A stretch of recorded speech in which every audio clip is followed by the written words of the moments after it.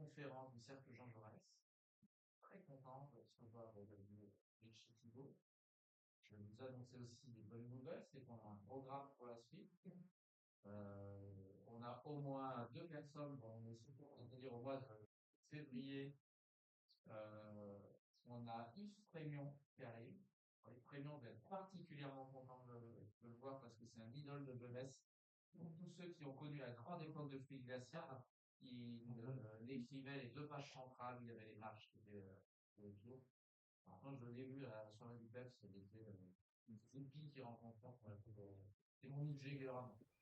Il va venir nous présenter son livre, son livre qui s'appelle De la caricature à Charlie Hebdo. La caricature étant le premier journal de caricature qui est sorti au XIXe siècle. Charlie Hebdo étant un journal qui à un moment a été plus beau. Et donc la fin de son récit s'arrêtera aux attentats de Charlie Hebdo. Donc ça nous amène en février. En mars, on gagne les élections municipales.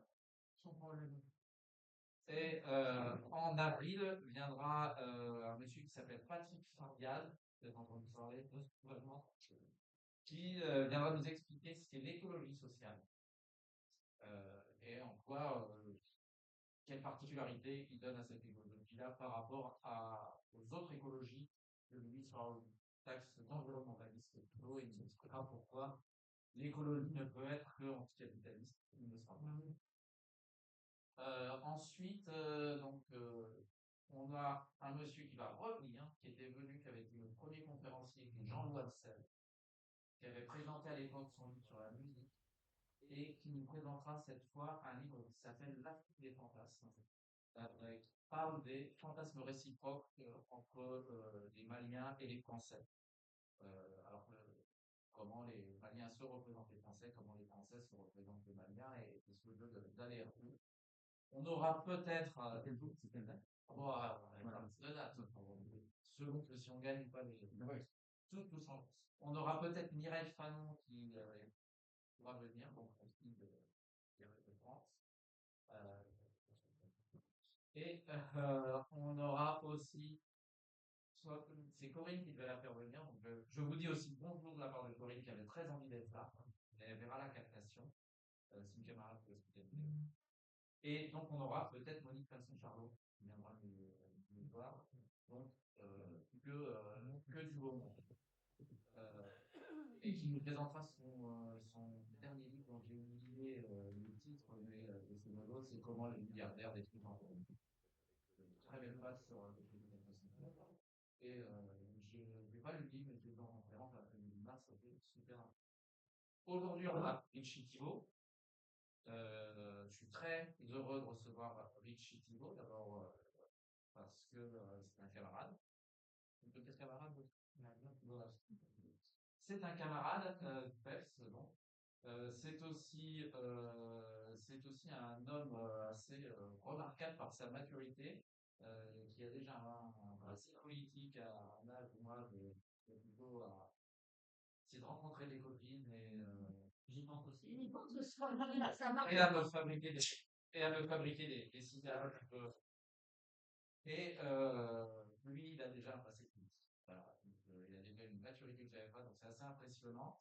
Passé par les Gilets jaunes. Et aujourd'hui, il va donc nous parler de la résistance au moi, c'est un sujet qui m'a un peu marqué ces derniers temps, ces dernières années notamment, parce que j'ai été assez effaré par des sketchs que j'ai vu passer à la télé avec un racisme anti-zigane qui passe crème. Je pense à un sketch pourtant de quelqu'un que j'apprécie, qui s'appelle Jérémy Ferrari, où il reçoit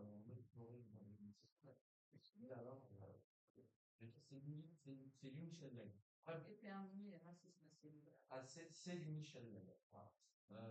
Moi, ma représentation des votes des gens du village, je ne sais pas si me dira si je me trompe, ce qu'on apprend en biologie les premières années, c'est qu'il existe un ethnocentrisme, mais il y a un ethnocentrisme réversible aussi, avec le du bon sauvage. Donc, je dois confesser moi-même que c'est par là que je suis plutôt passé. Quand les caravanes camping-cars se garaient chez mes grands-parents, pour la faute de Mont-Saint-Michel, moi, je pensais que c'était Imagine une révolte mondiale. C'était Les ça. envahisseurs.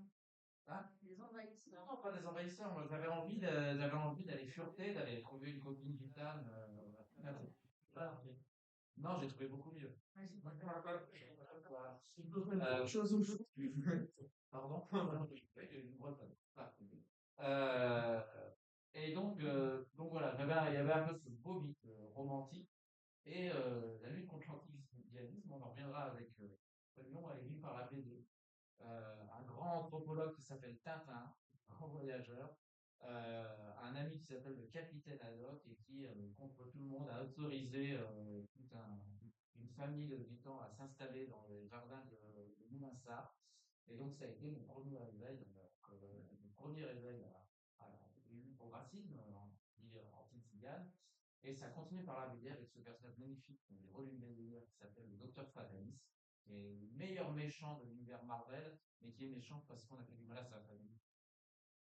Donc voilà, je suis vraiment naïf sur ce dont tu vas parler. J'ai plein de représentations en moi. Pourtant, je suis anthropologue, c'est pas bien, mais c'est assez joli. Mais je suis pressé que tu fasses la leçon. Bien, merci beaucoup, Léal, pour ton introduction de haute qualité. J'en profite pour saluer affectueusement votre camarade Cory, qui nous a compris réaliser tout ça parmi nous. Et j'aimerais également vous dire ma joie de venir ici parce que c'est un département que j'aime beaucoup, un département dans lequel il y a beaucoup des miens, beaucoup de voyageurs. Et je suis d'autant plus heureux que ce soir, il y a dans cette salle plusieurs, non pas voyageurs, mais voyageuses, notamment Nathalie Châtelain-Guillaume, qui est ici, et qui est très engagée dans le département à travers plusieurs associations collectives, notamment l'association de ma vie, qui est une association qui porte la mémoire des personnes catégorisées comme nomades, parmi je reviendrai tout à l'heure, et également un collectif, le collectif sur l'internement de 81 qui est l'Essonne, qui porte notamment la mémoire des internés du camp de Minas Montgomery. Et aussi, je pense qu'on parle l'occasion de tout à fait. Et donc, il y a aussi parmi nous, eh bien, Maïwen, Flora, Ajman Gurel, qui sont les petites filles d'un personnage héroïque de votre département, Raymond Gurel, qui était un ancien interné, euh, car catégorisé comme nomade, mais également un grand résistant qui a rejoint le maquis et qui a fait preuve d'une bravoure admirable dans la résistance française avec un grand R. Donc voilà, ça c'était pour introduire et dire ma fierté de les avoir ici parmi nous ce soir. Donc c'est un vaste sujet que nous allons traiter. Je vais essayer de ne pas être trop bavard au début pour qu'on puisse échanger. Simplement dire qu'il y a une histoire de l'antiziganisme, qui est un racisme qui vise tout un tas de collectifs, de groupes de population, euh, à savoir quatre groupes qui sont des groupes romani, les Roms, les Manouches, les Gitans et les Sinti, et deux autres groupes, les Yéniches, qui sont un peuple intra-européen d'origine plutôt germanique, et les voyageurs, qui sont tout un tas de peuples autochtones, comme les travelers au Royaume-Uni ou ceux qu'on appelle aussi les voyageurs en France et qui sont présents depuis des siècles sur ce territoire qu'on appelle la France, avant même que celui-ci ne s'appelle ainsi. Donc c'est des populations en fait qui sont très différentes les unes des autres, mais qui très vite dans l'histoire ont été rangés, catégorisés sous des étiquettes et dans des catégories uniques. Euh, et justement, je pense que la première manifestation, la première violence du racisme anti-tzigane, c'est de vouloir gommer la diversité de ces collectifs, de ces groupes. L'État, mais aussi l'anthropologie qu'on entend et l'ethnologie, ont catégorisé ces populations sous l'étiquette, réduit ces populations du moins sous l'étiquette tzigane. Donc le terme tzigane, c'est un exonyme, c'est-à-dire un mot qui vient de l'extérieur, qui est très péjoratif, dévalorisant. Et l'administration a elle aussi eu cette politique qui visait à ranger dans la même catégorie pour mieux surveiller ces collectifs. Alors, il y a eu une politique en la matière qui s'est accélérée à la fin du 19e siècle avec des recensements dans la dernière décennie, notamment pendant les 2 dernières décennies, il y a eu des recensements des populations qu'on appelait alors les bohémiens, notamment dans les campagnes et la ruralité. Et très vite, au début du XXe siècle, il y a eu une série de débats à l'Assemblée nationale, de débats parlementaires, qui ont conduit en 1912 au vote d'une loi, la loi qui a créé le statut de nomade. Et donc, le statut de nomade, c'est un statut dans lequel on a enfermé, auquel on a assigné tout un tas de populations. Et c'est une catégorie administrative avec tout un tas d'obligations extrêmement attentatoires au droit et à la dignité, comme le port obligatoire de l'âge de 13 ans d'un carnet anthropométrique avec des informations biométriques très précises, très humiliantes, qui devaient être visées à chaque entrée et à chaque sortie d'une ville ou d'un village. Donc c'est vraiment un dispositif de surveillance accrue qui précède en France l'existence de la carte d'identité, par exemple. Et donc, on a mis dans cette catégorie tout un tas de populations, et je dis souvent que cette catégorie, c'est une catégorie qui est racialisante. C'est-à-dire qu'avec cette catégorie qui est administrative, une catégorie légale, votée au Parlement, on a voulu créer, accoucher d'une race, inventer de toutes pièces une race. On a associé des gens qui n'avaient, pour beaucoup d'entre eux, pas grand-chose à voir les uns avec les autres, si ce n'est le racisme qu'ils subissaient depuis des siècles sur le continent européen. Et donc, cet outil de surveillance, il était extrêmement nocif et dangereux pour les gens. Si une personne catégorisée comme nomade ne présentait pas aux autorités à la maréchaussée, comme on disait souvent à l'époque, son carnet, eh bien la personne pouvait être envoyée en prison. Et c'était un phénomène assez récurrent. Et très vite, et je vais y venir, cette catégorie, elle a permis, cette catégorie qui a été votée donc sous la Troisième République, par la République française, elle a joué un rôle central dans les persécutions plus importantes que je vais évoquer dans un instant. Mais dire que avant même d'atteindre le stade dramatique du génocide, dès la Première Guerre mondiale, dès 1914, il y a eu des populations, des dits bohémiens, en Alsace et en Lorraine, qui ont été internés au camp de traite, si ma prononciation est bonne. Arrière-grand-mère de Nathalie, qui est ici. Et donc, il y a eu cette politique d'internement. Dans l'entre-deux-guerres, cette politique de persécution, elle s'est poursuivie. Et dès 1939, le dernier gouvernement de la Troisième République a mis en place une assignation à résidence des familles que, à l'époque, étaient la maréchaussée et les tribus nomades dans tout un tas de villes du territoire, donc vraiment des Français présents depuis des siècles sur ce territoire, je le disais avant même qu'on le nomme ainsi, qui se sont retrouvés assignés à résidence, c'est-à-dire en quelque sorte avec l'interdiction de se déplacer, l'interdiction de travailler de facto, puisque tu ne peux pas bouger, de subvenir aux moyens de ta famille, et donc de périr, de mourir à petit feu en quelque sorte. Et ça a commencé sous les derniers gouvernements de la Troisième République, mais ça s'est poursuivi. Il y a eu un vrai continuum en 1940 avec ce qu'on appelle l'État français, le régime de Vichy, qui a continué cette politique et s'est appuyé sur cette disposition législative de la Troisième République pour procéder à une politique, continuer la politique d'assignation à résidence, mais aussi mettre en place un internement des populations dites nomades. Et donc cet internement, ça veut dire que sur tout le territoire français, en zone dite libre, comme sous la zone qui était sous l'occupation nazie, eh bien, il y avait des structures concentrationnaires, ce que les autorités françaises appelaient à l'époque littéralement des camps de concentration, mais qu'aujourd'hui, historiographiquement, on appelle davantage des camps d'internement qui ont été ouverts. Et il y en avait un juste à côté d'ici, à Linas Montlhéry, et on aura sûrement l'occasion d'y revenir tout à l'heure. Et donc, il y avait en tout près de 60 structures concentrationnaires, qui n'étaient peut-être pas forcément désignées comme telles à l'époque par les autorités, mais qui de facto l'étaient, dans la mesure où on regroupait des dizaines, voire des centaines de personnes dans des lieux, parfois des fermes, sur l'ensemble du territoire, tout à fait. Et ce qui est particulièrement notable, c'est que cette politique qui a donc débuté en 1939 sous le dernier gouvernement de la Troisième République s'est poursuivi, donc comme je viens de l'expliquer, sous Vichy, mais a continué sous le gouvernement provisoire de la République française, dirigé notamment par le général de Gaulle et les libérateurs. Et les dernières personnes catégorisées comme nomades à sortir des camps d'internement français, eh bien, les dernières personnes à sortir des camps d'internement français, c'était des nomades. Euh, et notamment au camp des Alliés, si je ne dis pas de bêtises, en 1946. Et donc, c'est dire la persistance de ce racisme.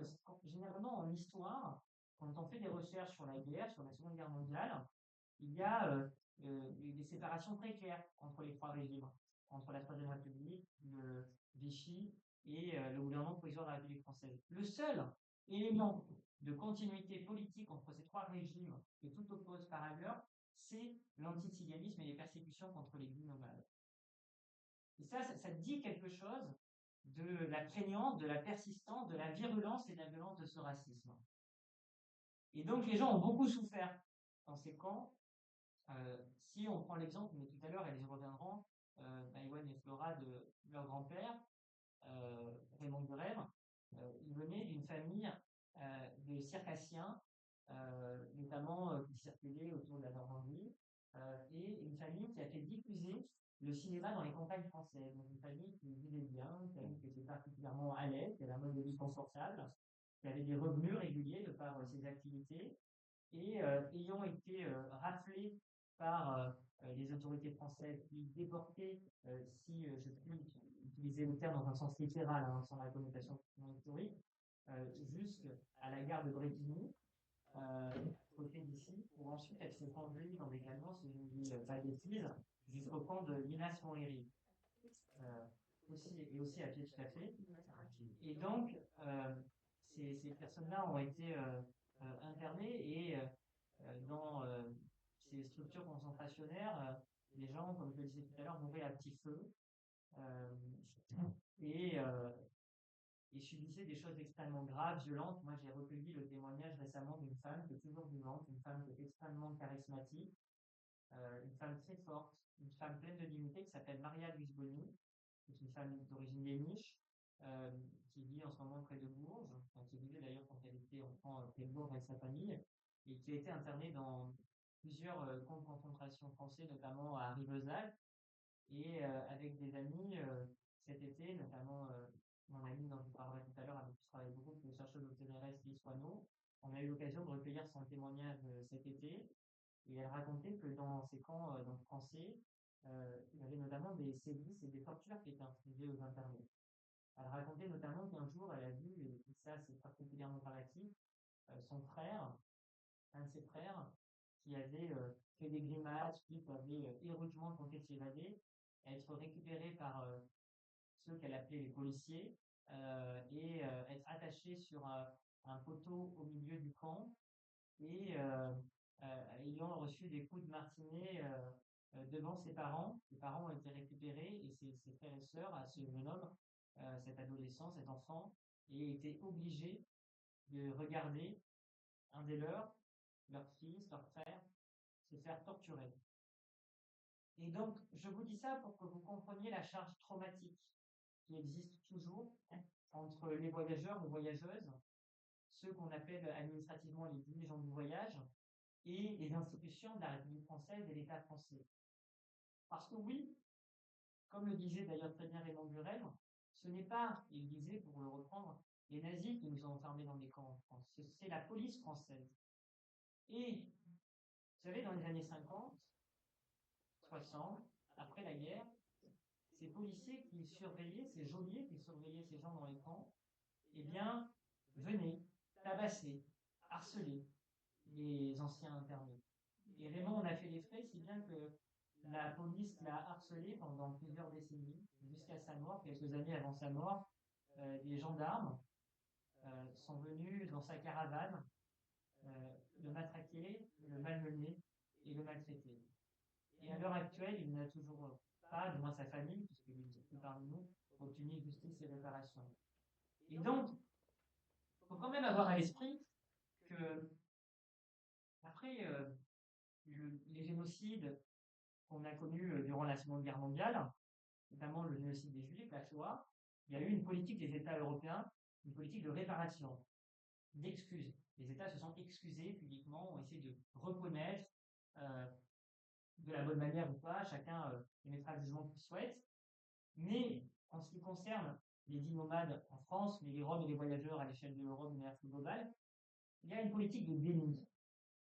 Un déni, pourquoi? Parce que les persécutions ne se sont jamais arrêtées.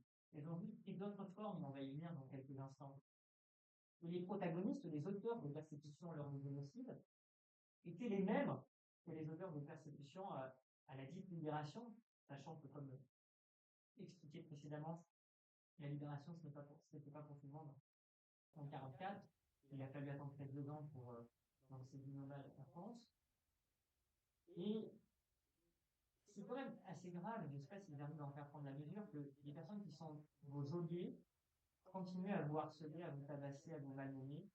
Et l'État au plus haut sommet, le ministère de l'Intérieur, en 1946, a pris une circulaire dans laquelle, je paraphrase, mais il me semble que je ne vais pas être très éloigné des propos qui étaient littéralement tenus, dans laquelle le ministère de l'Intérieur, en 1946, disait se féliciter des acquis des politiques menées durant la guerre, notamment d'assignation à résidence, dans le décret de 1939, vis-à-vis des dits nomades. Et les acquis, ça veut dire quoi? Ça veut dire la sédentarisation. Parce qu'une des obsessions de l'État français, c'est une obsession que certains pourraient appeler coloniale, mais à mon avis, le mot colonial n'est pas approprié parce qu'il y a des persécutions sur le continent européen, des persécutions raciales, qui sont antérieures à la colonisation dans le reste du monde. Et la sédentarisation, c'est une obsession très forte de l'État français. La volonté d'acculturer, la volonté, ce que Pierre Clastres notamment appelle l'ethnocide, la volonté d'anéantir les rapports au monde, les modes de vie, les manières d'être, les langues de celles et ceux qui soit sont à la marge, soit ne correspondent pas à la norme dominante. C'est la loi de l'un, c'est moi ça s'appelle M. Clastres ainsi, l'unicité, la disparition de toute la diversité. Et les voyageurs subissent aujourd'hui, les voyageurs de plein fouet, cette politique ethnocidaire qui est extrêmement violente, c'est l'occasion de revenir là aussi. Et il y a des politiques très fortes, très violentes de sédentarisation qui sont actuellement menées. Bon, ça c'était pour un aperçu un peu historique de l'antiziganisme ayant atteint son paroxysme au 19e et au 20e siècle. J'aurais pu également évoquer des situations européennes qui sont loin d'être glorieuses et qui sont tout aussi dramatiques. Notamment, on pourrait faire référence à la réduction à l'esclavage des Roms pendant plusieurs siècles en Europe de l'Est, dans l'actuelle Roumanie notamment, qui, dans l'esclavage, n'a été aboli à la moitié du 19e siècle, qui a donné lieu d'ailleurs à des grands mouvements de migration de Roms en France, ce qu'on appelle la migration des chaudronniers, et ceux qu'on appelle chez nous, c'est un anonyme des Hongrois, non pas qu'ils me viennent de Hongrie, mais on les appelle ainsi. Je pourrais aussi évoquer ce qui s'est passé en Suisse, avec pendant plusieurs décennies, plus dans les années 1970, une politique dramatique organisée par la Fondation Pro Juventud et les autorités suisses, les autorités du gouvernement suisse, un programme, une campagne qui s'appelait Les enfants de la Grande Route, où près de 600 enfants yéniches ont été enlevés à leur famille, placés dans des familles dites d'accueil, le terme n'est pas du tout approprié, ou dans des institutions psychiatriques, pénitentiaires, etc. Et on les a acculturés très violemment. Mais je pourrais aussi évoquer, désolé parce que c'est pas très précisé ce que je fais, enfin c'est pas dans l'ordre chronologique, mais évoquer également la situation infligée aux gitans en Espagne, avec ce qu'on appelle la grande rafle du XVIIIe siècle, où des milliers de gitans espagnols ont été raflés, les hommes, les enfants, les femmes ont été séparés, arrêtés, et une politique qui était vraiment, dans la perspective, était vraiment l'éradication en lien avec la monarchie espagnole, les autorités ecclésiastiques, Donc c'est vraiment un racisme qui touche tout le continent européen, mais c'est vrai que j'ai pu largement développer en ce qui concerne la France, parce que c'est une situation que j'ai vécue moi-même dans ma chair, parce que j'ai été un peu vite, mais je ne me suis pas présenté. Mais aujourd'hui, si je vous parle de ce racisme, ce n'est pas avec la casquette d'un universitaire déconnecté de cette réalité qui cherche à l'étudier par exotisme ou bonne conscience. C'est parce que je l'ai vécu dans ma chair. C'est parce que moi je suis un voyageur, c'est parce que je suis le fils d'une mère gitane et yéniche, Sinti aussi, et le fils d'un père manouche et voyageur. Vous voyez, je suis très fier d'avoir ce large registre extrêmement diversifié euh, d'origine romane et voyageuse. Et donc ce racisme-là, je l'ai vécu dès l'enfance. Je l'ai subi, je l'ai connu. Et donc c'est ce qui fait que j'ai voulu l'étudier de très près pour mieux l'analyser, mieux l'identifier et le combattre avec plus de force. Et c'est la raison qui me conduit à être ici et à essayer de vous donner une lecture, non pas exhaustive, loin de là, mais une introduction du moins à celui-ci. Alors, peut-être que je pourrais apporter des éclaircissements sur le plan historique tout à l'heure, mais peut-être que ça peut être important de parler de ce qui est plus proche de nous, en termes de persécution quotidienne, suivies par ceux qui sont catégorisés comme gens du voyage.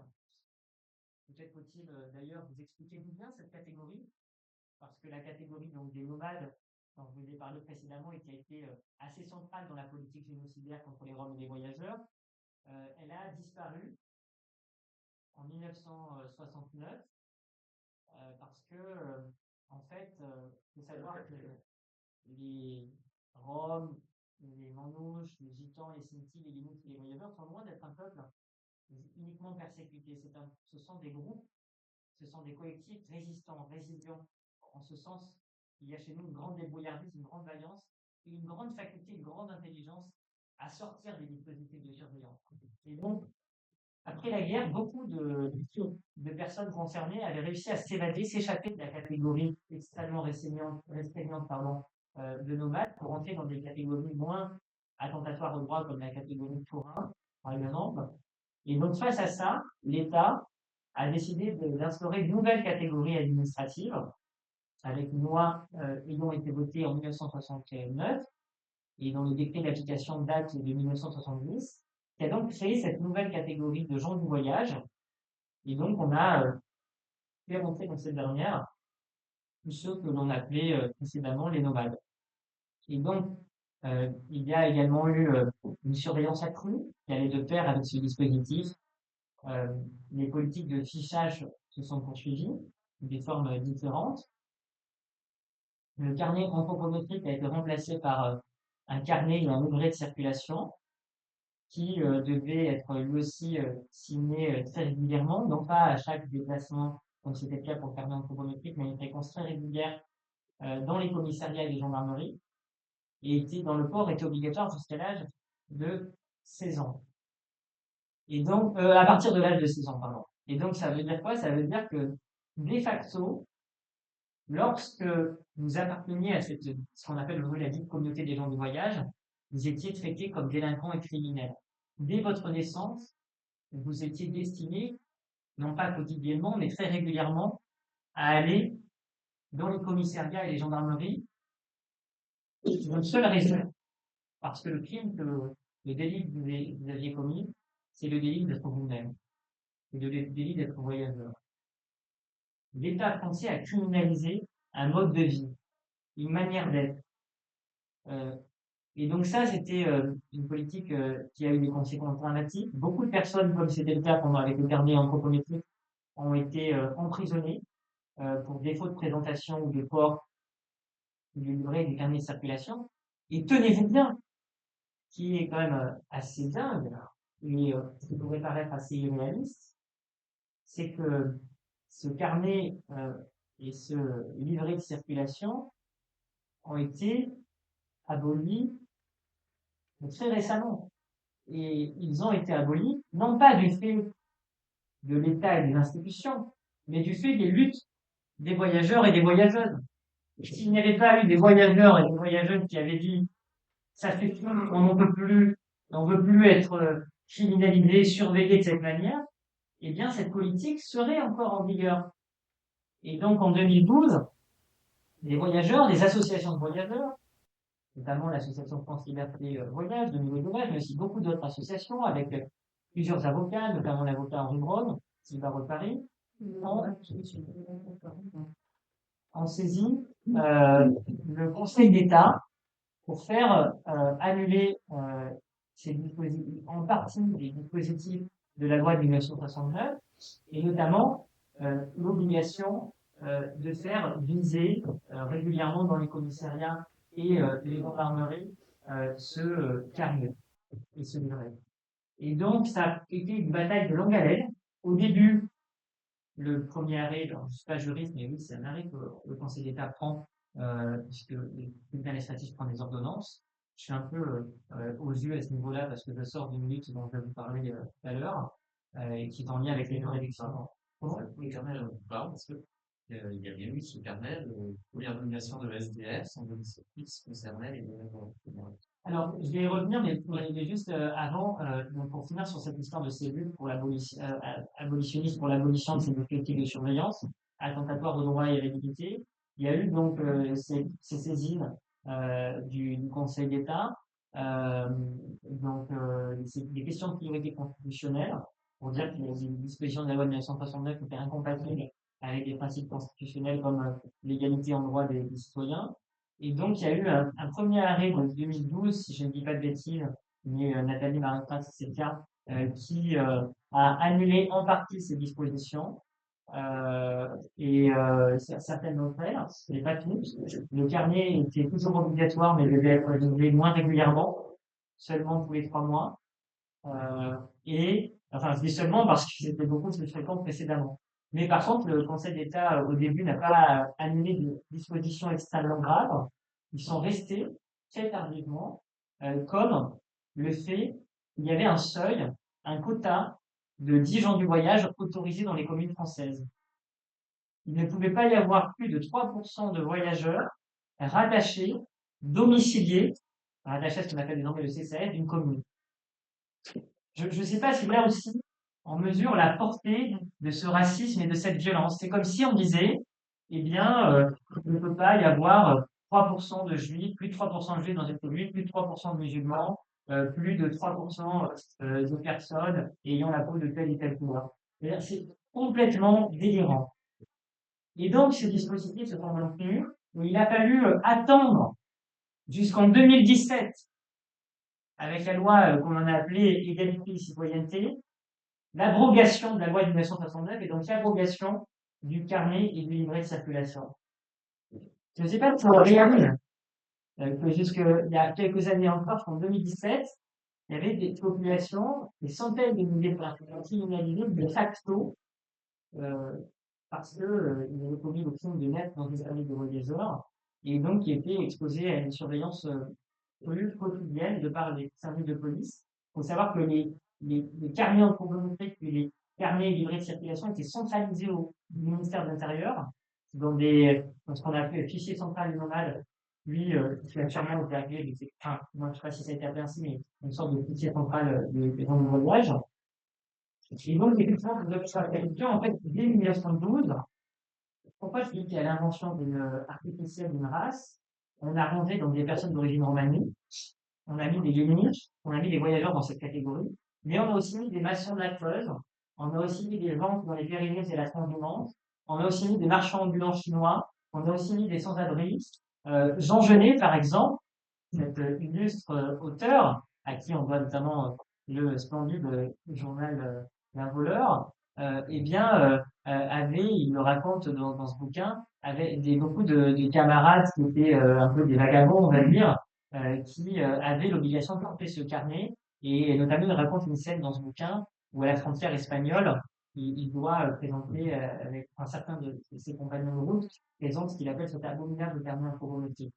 Donc, effectivement, on a vraiment mis tout un tas d'autres populations à l'intérieur. Je parlais de vraiment l'acronyme SCF. On perd les caravanes des forains. Pourquoi c'est vrai que sur certaines cartes, j'ai bossé sur ceux qu'on appelle aujourd'hui les SDF.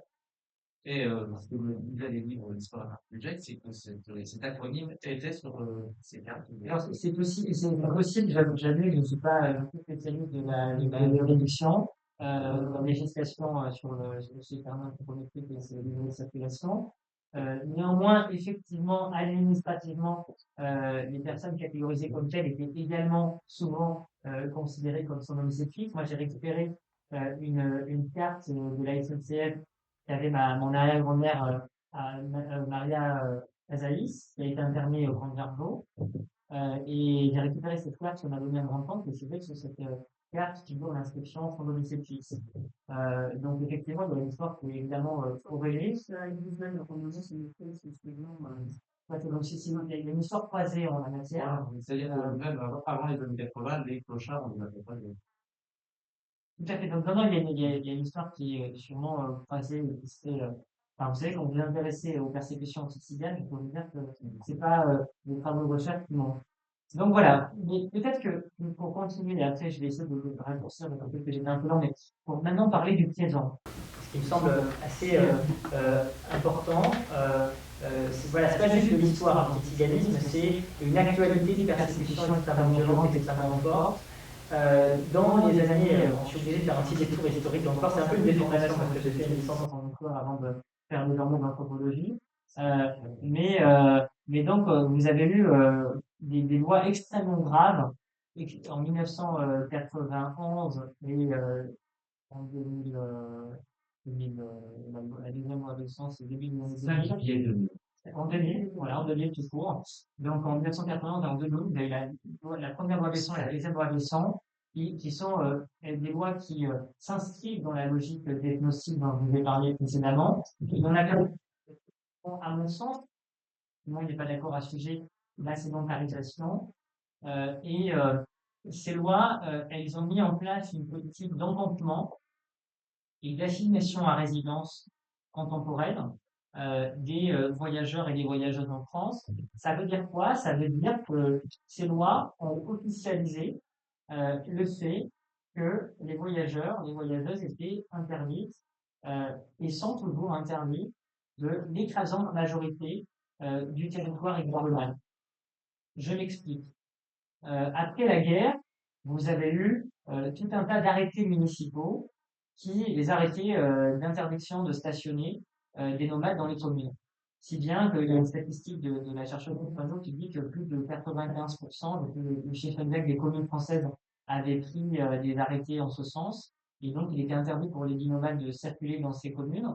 Et ce qui s'est passé, c'est que donc cette politique elle s'est poursuivie pendant plusieurs décennies et elle a été officialisée, systématisée donc avec la loi Besson qui a dit que il devait y avoir des dites aires d'accueil. C'est un terme particulièrement inadéquat parce que quand on sait ce que c'est une aire d'accueil, c'est particulièrement inaccueillant. Et que, en fait, ça devait être dans les communes de plus de 5000 habitants dans les lois, dans la version, la première version de la loi, puis dans la deuxième version de la loi, ça a été transféré aux communautés de communes et aux agglomérations, ce qui fait qu'en réalité c'est encore plus permissif, et que parfois il y a des communautés de communes dans lesquelles il y a plusieurs communes de 5000 habitants, mais il n'y a qu'une aire d'accueil, voire pas du tout. L'obligation est particulièrement plus diffuse. Et donc, ce qui s'est passé, ce qui est à mon sens extrêmement grave, c'est que cette loi, elle veut dire quoi? Elle veut dire qu'elle signifie que quand on est gens du voyage, encore faut-il déterminer ce que c'est qu'être gens du voyage, puisqu'il y a plus de carnet de livret de circulation, eh bien, on a le droit de stationner uniquement sur ces aires d'accueil. Donc, tu n'as le droit de stationner nulle part ailleurs. Alors que précédemment, il y avait, je tire le trait parce qu'en réalité c'était beaucoup plus compliqué que ça, mais il y avait quand même, malgré les arrêtés municipaux d'interdiction de circulation, tout un tas de voyageurs, notamment dans ma famille, de gens qui arrivaient jusque dans les années 80-90 pour les mairies d'entre eux, à stationner, quand ils étaient sur le voyage, comme on dit chez nous, à s'arrêter sur les communaux. Les communaux, c'est quoi? Ce sont les bords des ruisseaux, des rivières, ce sont les places des villages, des foirailles qu'on appelle ainsi souvent. Ce sont tous ces espaces qui, avec le néolibéralisme, ont été enclôturés, empierrés, embarriérés. Et donc, ils sont devenus interdits et inaccessibles aux voyageurs et aux voyageuses. Et donc, cette politique, j'insiste, parce que certains l'ont vendue et certains la perçoivent encore comme une politique de progrès social, d'inclusion et tolérance, c'est une politique extrêmement grave. C'est comme si on disait à d'autres parties de la population française, notamment aux retraités, d'Alger, camping-caristes, vous n'avez le droit de circuler que dans tel ou tel espace. Ces lois baissant, elles font que, par exemple, les terrains de camping se permettent d'interdire les voyageurs et les voyageuses de stationner sur ces derniers, alors de manière pernicieuse, parce qu'ils disent ça à travers des mesures. Et alors ça veut dire quoi? Ça veut dire que les caravanes à double essieu, donc les caravanes qui font plusieurs mètres, enfin plus de 4 mètres, 5 mètres, sont interdites dans les terrains de camping. Et qui c'est qu'on vise à travers ça? On vise pas les vacanciers qui ont des petites caravanes, on vise ceux qui vivent dans leurs caravanes et qui donc ont des caravanes plus grandes, donc les voyageurs et les voyageuses. C'était le cas pour nous aussi, avec les petits. Oui, oui, bien sûr, mais On avait le faciès, on n'avait pas montré dans les parents. tout à fait. Et donc c'est une politique extrêmement grave, cette politique d'assignation à résidence et d'encampement. Et il y a une logique assez confrontationnaire de Blaise Mémon dans cette politique. Parce que quand on regarde l'architecture de ces espaces d'enfermement, il y a souvent des murs, des clôtures, et derrière, parfois, il y avait des barbelés aussi, et des images particulièrement choquantes sur ces espaces. Et donc, c'est extrêmement dur, inaccueillant de vivre sur de tels lieux qui sont souvent relégués au banc de la cité, parce que vous ne verrez jamais une citerne d'accueil dans un centre-ville.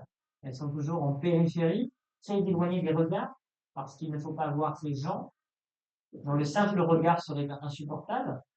Et par ailleurs, effectivement, dès 2017, il y a eu tout un tas de travaux sur ce qu'on appelle les inégalités environnementales et le racisme environnemental, notamment un article pionnier de Lispono, mais aussi des recensions qui ont été faites par ailleurs, qui montrent que de manière systématique et systémique, il y a ce qu'on appelle le racisme environnemental, c'est-à-dire que l'État, les institutions, les collectivités, délibérément, construisent, installent ces infrastructures à proximité directe de lieux dangereux pour la vie, de lieux pollués et de lieux polluants. Et c'est un phénomène thématique. Et je peux vous donner quelques exemples, notamment ce qui se passe du côté de Hélène Ranchin, où il y a un collectif de femmes avec qui je milite, d'ailleurs dans notre collectif, c'est le collectif du Nord, dont je parlerai tout à l'heure, mais qui elles ont une association qui s'appelle Dasovas, qui veut prendre la main en romanesque, et elle vivait, jusqu'à pas longtemps, il y a encore des gens qui y vivent, sur une aire inaccueillante, l'aire de Hélène Ranchin, qui est, tenez-vous bien, située entre une concassée, entre des champs bourrés d'intrants chimiques, entre un site industriel de la SNCF, et c'est pas fini, entre une cimenterie et des émanations extrêmement graves et dangereuses. Et donc ça a quoi comme conséquence? Ça a comme conséquence que les gens, les enfants, en bas âge, ont tous des maladies respiratoires, quasiment tous des maladies respiratoires et pulmonaires assez graves, ont des hospitalisations récurrentes, notamment des nourrissons. Ça veut dire que les gens entre 10 et 20 ans d'espérance de vie de moins que le reste de la population, principalement à Solène et Carmen Gomez, qui ont perdu leur tante, leur mère à une cinquantaine, soixantaine d'années, mais très prématuré. Et Solène, elle dit souvent quelque chose d'assez frappant, qui peut choquer, mais que je trouve très juste. Elle dit, nous, ce qu'on vit sur le terrain des Ignées, c'est un endonyme pour les Ignées et les accueil chez les voyageurs, c'est la suite du confinement. Et pourquoi je trouve que c'est plein de sens qu'elle dit? C'est plein de sens parce que, effectivement, dans ces lieux, l'État, délibérément, parce qu'on ne va pas inventer que l'État ne sait pas, l'État sait, les institutions savent, fait mourir à petit peu délibérément les voyageurs. Quand on sait qu'un lieu tue les gens et qu'on ne fait rien pour mettre fin à cette conjoncture, on est complice, responsable, coupable de la mort des gens. D'autant que lorsqu'on alerte, et les femmes de la sauvage sont alertées pendant près de 10, 15 ans pour dire à la métropole lilloise qui est en charge de ce terrain, on meurt, relogez-nous. Et après 15 ans de lutte, une lutte extrêmement forte, combative, elles ont obtenu un relogement. Qui pour elles est une grande victoire dont elles sont très fières. Mais qu'est-ce que ça veut dire? Ça veut dire que pour être relogé, il faut avoir des morts. Combien de morts? C'est quoi le prix? Combien de morts faut-il sur une place, sur un terrain désigné, sur une aire inaccueillante, avant que les autorités se disent bon, ben maintenant il faudrait peut-être songer à décaler un peu le problème.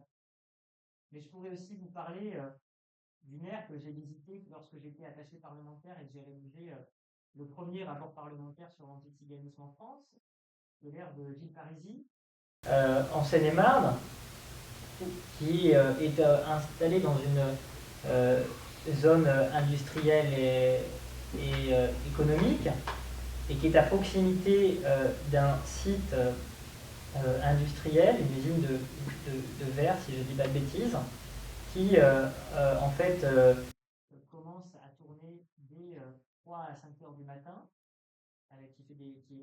qui est vraiment, il y a une clôture juste qui sépare le site et la place. Et donc, dès le petit matin, dès 5 heures, au plus tard, les familles sont réveillées par le bruit.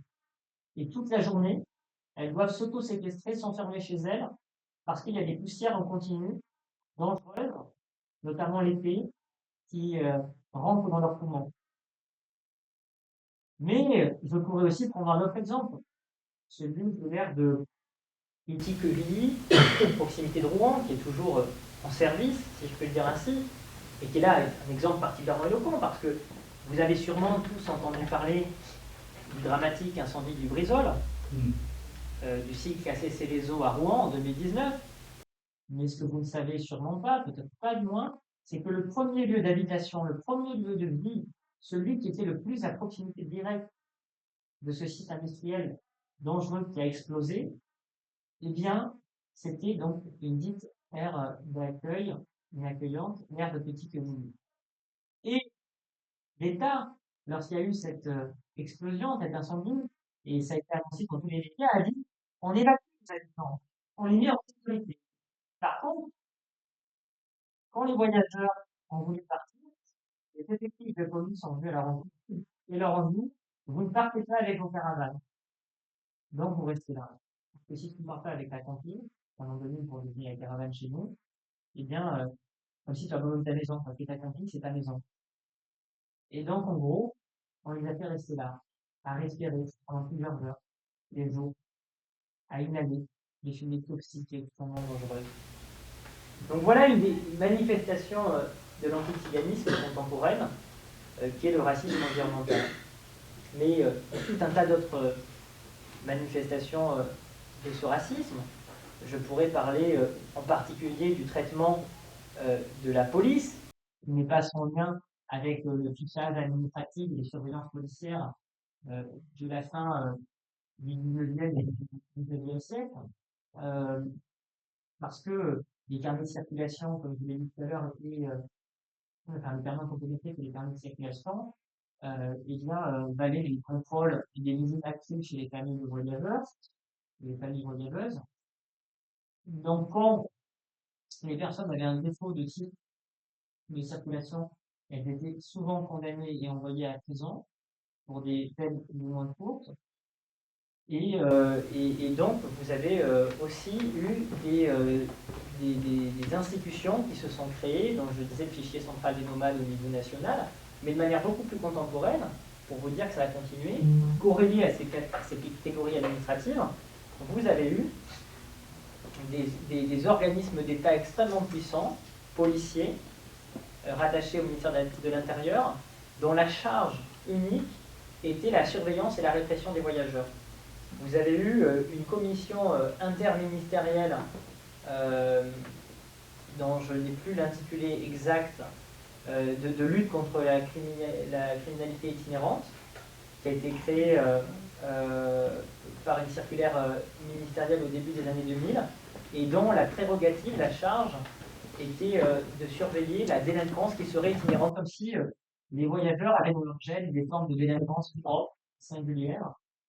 Et en 2004, cette structure s'est renforcée, c'était l'année de ma naissance en 2004, par la création d'un office central de la gendarmerie nationale, l'OCLDI, l'Office central de lutte contre la délinquance itinérante, qui, depuis 2004, a un nombre d'effectifs croissant. Je crois qu'il y a au bas mot plus d'une centaine d'effectifs en ce moment, et qui est vraiment un des grands offices centrales de la lutte de la police et de la gendarmerie nationale, comme équivalent à celui de la lutte contre le terrorisme. Donc, c'est dire à quel niveau de criminalisation on est dans ce pays avec des voyageurs, et dont la mission est de traquer les familles de voyageurs. Et c'est notamment cet office central de la gendarmerie nationale de lutte contre la délinquance itinérante qui organise les persécutions, la puce révélateur, les perquisitions, pardon, je vais y arriver, décidément, chez les familles de voyageurs lorsqu'il y a des enquêtes de police et de gendarmerie.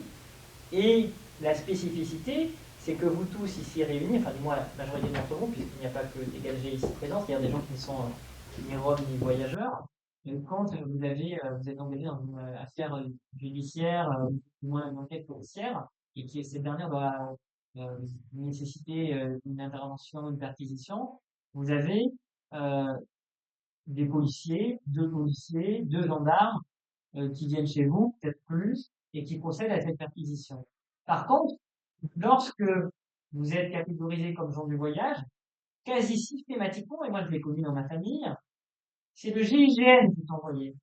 Ce sont des unités d'élite de la gendarmerie, de la police nationale, qui sont envoyées. Et qui ne sont pas formés pour cela. Qui sont des unités qui sont faites pour intervenir dans des configurations terroristes. Mais ce qui s'est passé à la suite des attentats du début de la décennie 2010, notamment en 2015, c'est que GIGN, qui avait une antenne nationale, s'est démultiplié sur le territoire, s'est déterritorialisé, ou s'est territorialisé du moins, avec la création d'unités régionales, d'antennes régionales du GIGN. Mais comme il ne vous aura pas échappé, contrairement à ce qu'on raconte sur les plateaux bolognéens, il n'y a pas des attentats fort heureusement tous les jours dans ce pays, eh bien, ces unités n'ont pas grand-chose à faire. Et donc, qu'est-ce qui se passe pour les occuper à ces braves messieurs permettez-moi l'ironie, on les envoie s'entraîner en grandeur nature chez des familles de voyageurs lors d'interventions, lors de perquisitions. Et donc, ça donne lieu à une série de drames, notamment celui qui est peut-être le plus connu, qui est l'exécution, la froide exécution en 2017 d'un homme d'une trentaine d'années, qui s'appelait Angelo Garant, et qui a été froidement, alors qu'il partageait un repas avec sa famille sur son terrain, avec ses parents, notamment son père qui était malade, qui avait des problèmes respiratoires, etc. Un repas de famille très convivial, comme chez tout le monde, eh bien, a vu débarquer ces hommes cagoulés, et lorsque ils sont allés sur le terrain, il a eu à peine le temps de se cacher dans un petit cabanon, et alors que les gendarmes du GIGN allaient repartir, Angelo a eu le malheur, le pauvre, de faire un petit bruit. Et donc, plusieurs hommes du GIGN sont entrés à l'intérieur de ce cabanon et, en l'espace de quelques secondes, lui ont tiré plusieurs balles dessus. Et donc, il a été exécuté devant sa famille. Et Angelo, le seul crime qu'il avait commis, si je puis le dire ainsi, c'est de ne pas être revenu d'une permission de sortie de prison. Et Aurélie a dit souvent dans un livre que je vous recommande vraiment, qui s'appelle Depuis qu'ils nous ont fait ça, c'est sa sœur Aurélie Garand qui a fait.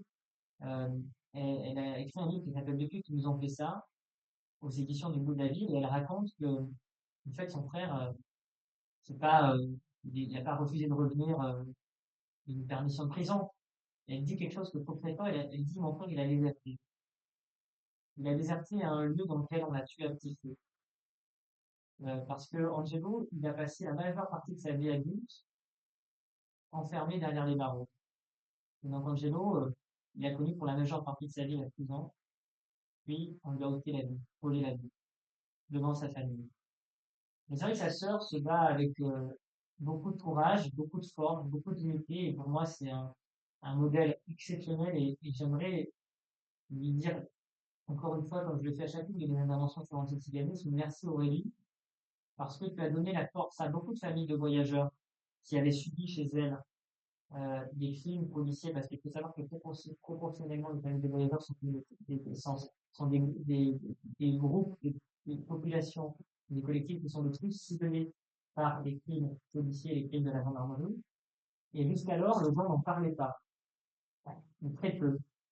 Et Aurélie, elle a libéré la parole en quelque sorte, elle a engagé un chemin de libération de la parole en la matière, et beaucoup de familles depuis ont pris la parole. Moi-même, j'ai un peu remué mon histoire familiale et personnelle, et, euh, et en entendant Aurélie, je me suis souvenu d'un événement dramatique que j'avais connu à mes 9 ans, en 2013, qui était l'exécution par 2 gendarmes d'un homme qui était très proche de mon père. Pour moi, c'était 2 frères, donc souvent je dis que c'était mon oncle. Et il s'appelait Daniel Povy et en 2013, il a été tué de plusieurs balles par la gendarmerie nationale. Et à l'époque, bon, ben, l'affaire avait été étouffée. Je me souviens que Manuel Valls à la télévision avait relativisé, en saluant d'ailleurs et en félicitant les policiers, enfin les gendarmes engagés dans ce drame. Et moi, je me souviens que c'était peut-être mon premier moment d'admiration politique, à l'époque, ça n'était pas comme ça, mais en écoutant ça à la télévision, ça m'avait vraiment choqué et fait beaucoup de mal. Et je me suis dit que ça aurait pu être mon père, que les deux travaillaient aussi souvent ensemble.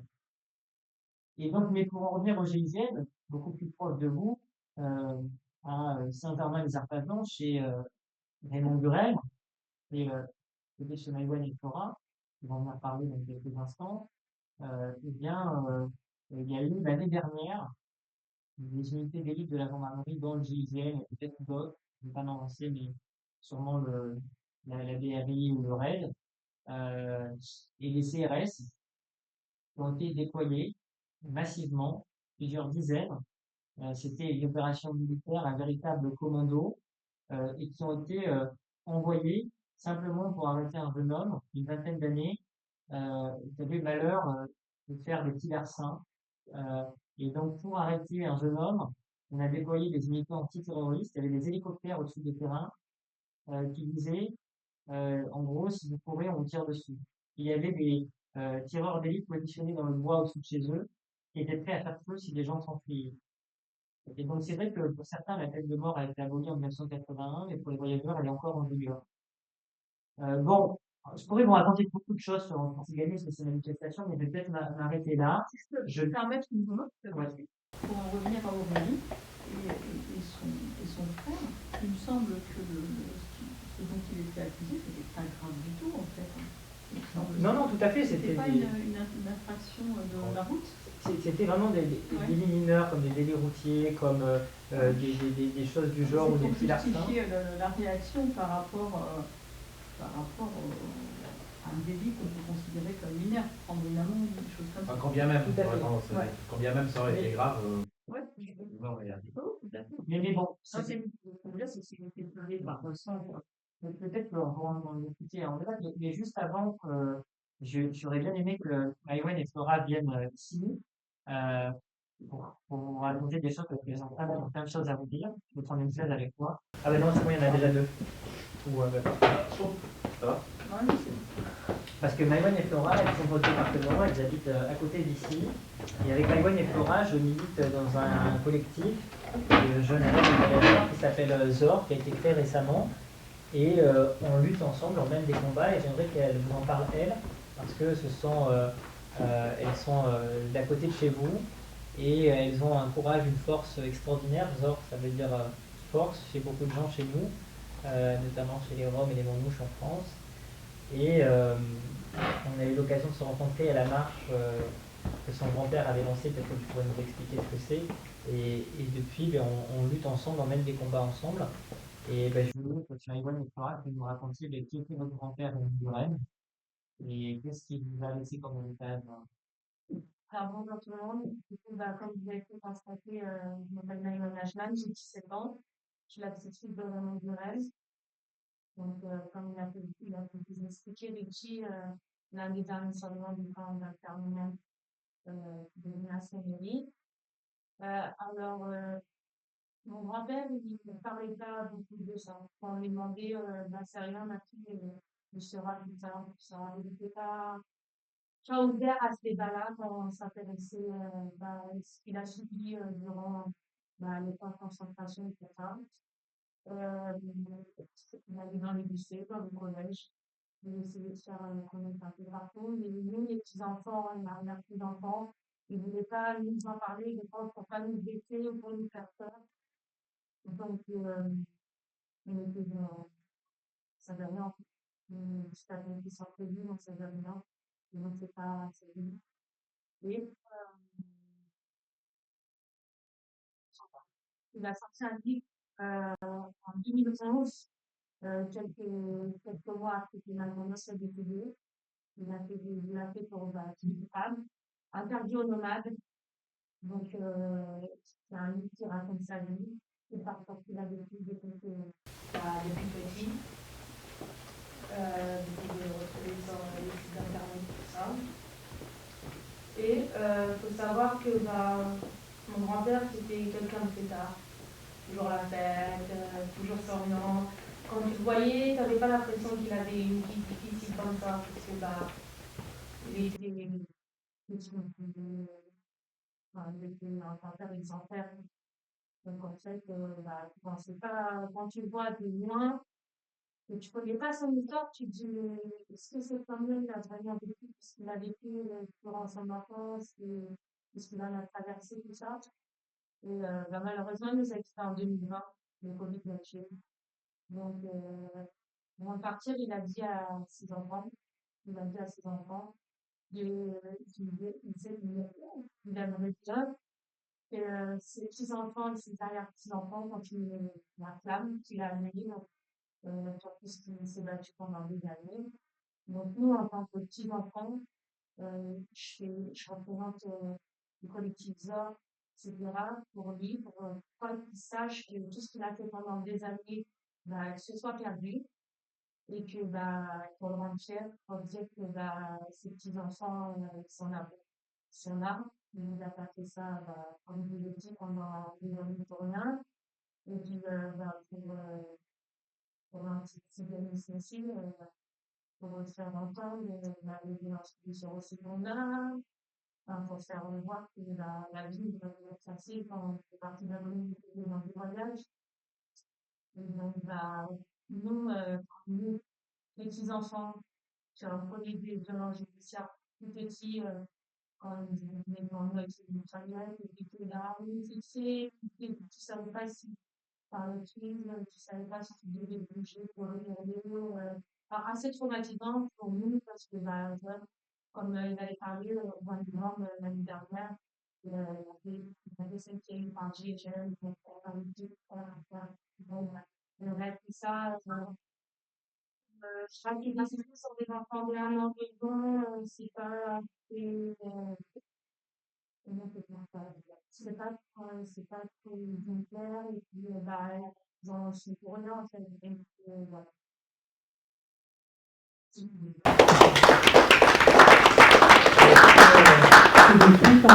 est-ce que Flora, tu pourrais nous dire ce que ton grand-père il a fait quand il était à l'Union Rhin?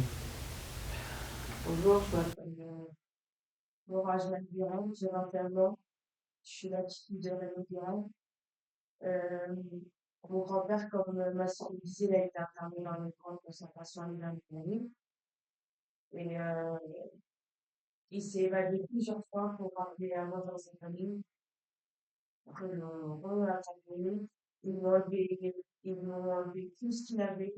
Donc, il faut savoir qu'à leur époque, mon grand-père, il avait un cirque. Il avait un cirque. Sauf que quand il est rentré dans les camps de concentration, ils lui ont tout pris, il n'avait plus rien. Et donc, il nous a toujours dit que, il nous a toujours caché la vérité. Et en fait, depuis que ma grand-mère est partie en 2011, c'est là qu'il a sorti son livre après, pour expliquer toute son histoire. Et il a voulu qu'on prenne le flambeau. Et sachant que quand lui, il était toujours vivant, il allait dans les écoles, dans les collèges, expliquer son histoire. Il se déplaçait à Auschwitz, il se déplaçait en Pologne, il se déplaçait un peu partout. En fait, il revenait sur le lieu là où il était, non, déporté. Non. Après, il est revenu sur les maçonneries. Tous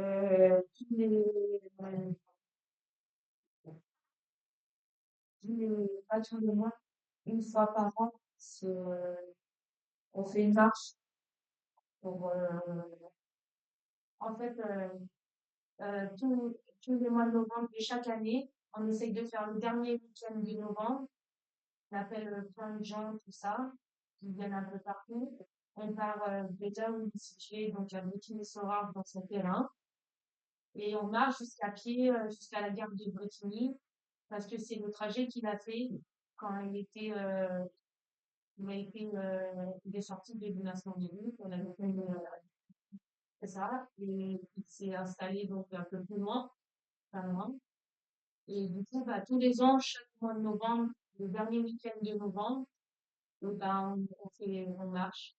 Et après, bah, il y a le maire, le député, fait, quoi, tu sais, mais ce qu'on peut ajouter, par exemple, c'est on travaille dans une transport là, en plus, Frédéric ici présence, qui nous crée des collectifs de l'intervenant de la Nouvelle associés à André Césaire et Elfrich, et d'autres noms, et qui ont fait connaître l'histoire de Rémy, qui a donné naissance à ce livre.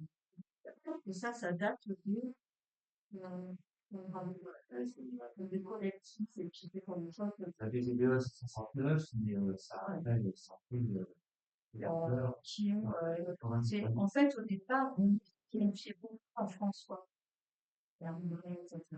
Et au fur et à mesure, François s'est dit, il y a quelque chose à faire et il faut vraiment qu'on puisse connaître cette histoire, ce qui a donné en aboutissement la stèle qui va aujourd'hui à la gare de Bretigny-Sera. Mais c'est ce travail associatif, collectif de l'internement, mené par des voyageurs de Breton, du Pont, je crois qu'il y avait des Lafleur aussi, il me semble.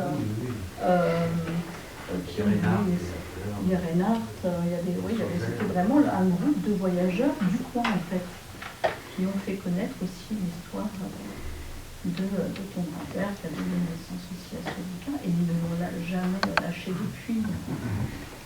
Donc, mais c'est une belle histoire et un beau témoignage.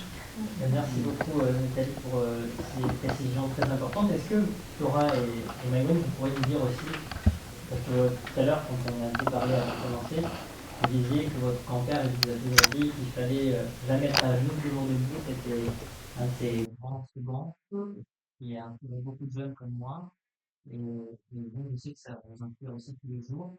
Mais si on pourrait me parler du combat que vous menez aujourd'hui, où est-ce que vous vous aider pour son sentiment?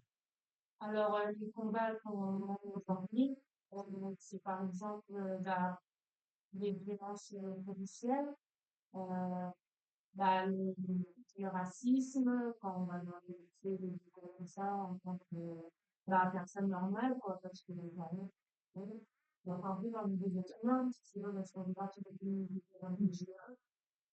et on doit se différencier, et on va renseigner dans les offres, pour, On t'a vu, pour un peu que vous avez Yvonne, elle a affiché il y a quelques mois plusieurs dizaines de milliers de personnes à travers une vidéo. Et c'était destiné à la députée l'une de vos députés en Essonne, qui ne prend pas, arrive à un ami, c'est pour nous raconter ce que c'était cette vidéo. en fait, cette vidéo a consisté à lire les enseignements des internés.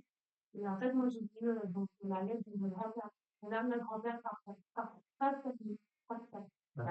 paternel. Donc, le père à mon grand-père, Hubert Leroux, pardon. Donc, on a dessiné cette vidéo pour que la députée elle signe avec ses 70 autres députés qui avaient déjà signé, et malheureusement, la veille de la votation, on n'a pas revenu, je pense, sur le Mais c'est très important ce que vient de dire Maïwen, parce que c'est vrai que, en fait, je m'aperçois que j'ai un peu plus de ce soir parce que j'avais intitulé cette intervention la résistance Roumanie et voyageuse. D'ailleurs, j'aurais pu mettre les résistances Roumanie et voyageuse parce qu'on a plusieurs. Et c'est vrai que je vous ai fait un exposé, alors que je m'étais juré de plus refaire ça sur les persécutions et l'antisémitisme, mais davantage parler de ce qui, à mon goût, est encore plus important, à savoir les résistances et les combats quotidiens extrêmement fort menés par les Roms et les voyageurs.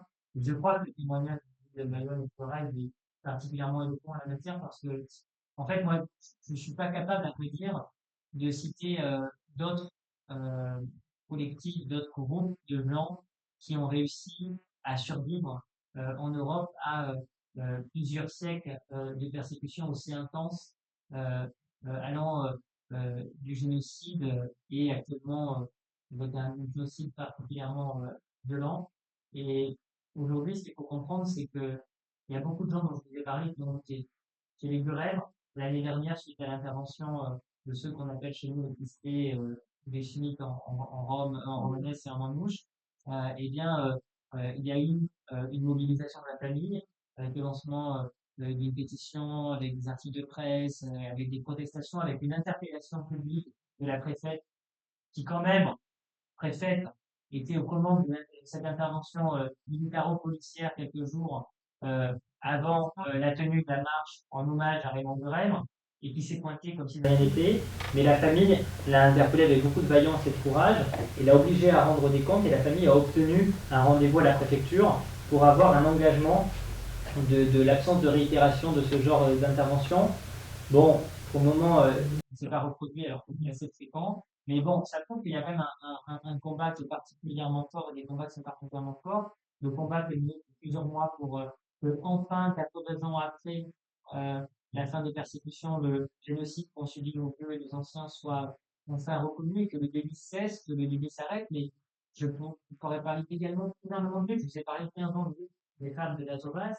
Bien qu'à la fin, elles ont quand même réussi, même si on peut relativiser de toute manière cette victoire qui, à notre sens, est très importante, d'être relogée, de se faire polluer qui est tué à petit feu.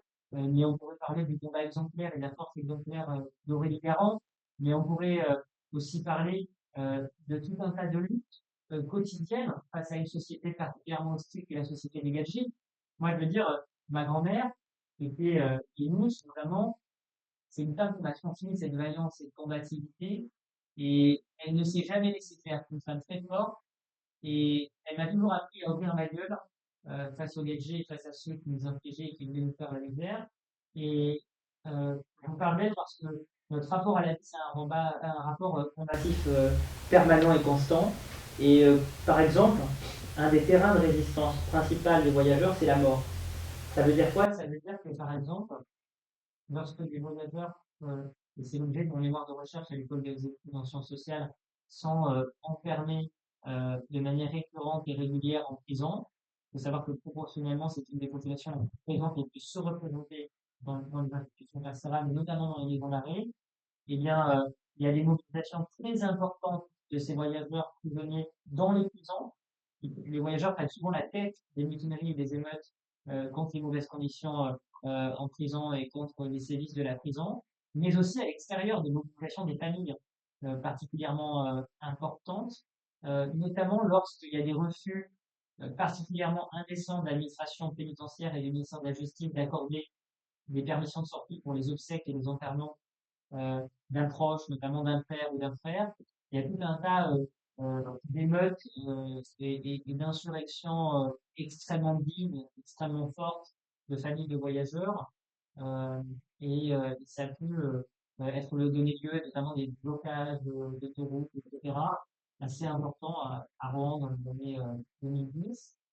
Mais quand on dit la mort, qui est un terrain de combativité et de lutte pour les voyageurs, euh, en fait, il y a un truc assez intéressant sur lequel, et pour moi, c'est une habilité sur lequel je réfléchis et je travaille en ce moment, c'est que vers nous, chez nous, quand malheureusement on a le malheur d'avoir un proche qui meurt dans des circonstances brutales, soit d'un accident de la route ou d'un suicide, eh bien on se bat avec beaucoup de force, de pugnacité et de rage pour qu'on puisse lui accorder des obsèques selon les mœurs, les us et les coutumes, et notamment en faisant des veillées, ce qui est très important chez nous, pour accompagner la personne jusqu'à ce soit son inhumation.